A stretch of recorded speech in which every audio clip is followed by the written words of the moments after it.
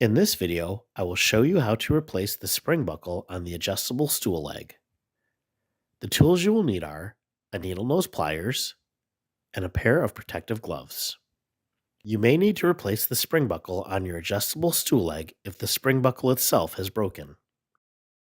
With your protective gloves on, squeeze the broken spring buckle into the affected adjustable leg in order to remove the leg from the frame.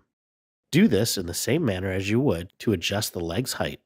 Caution: wear appropriate protective gloves so as to not hurt yourself during the next step. Depending on how it's broken, it may be sharp. Once the leg is out, with your gloved fingers, squeeze the buckle in while simultaneously using the needle nose pliers to collapse the spring. The buckle should retreat into the leg, at which point you can pull out the spring buckle.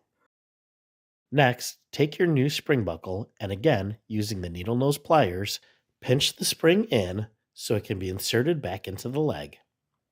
Align the buckles with the holes on the leg.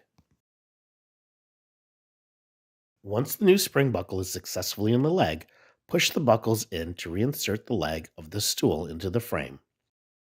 To set the leg to its desired height, align the leg's horizontal lines with the frame's holes before securing.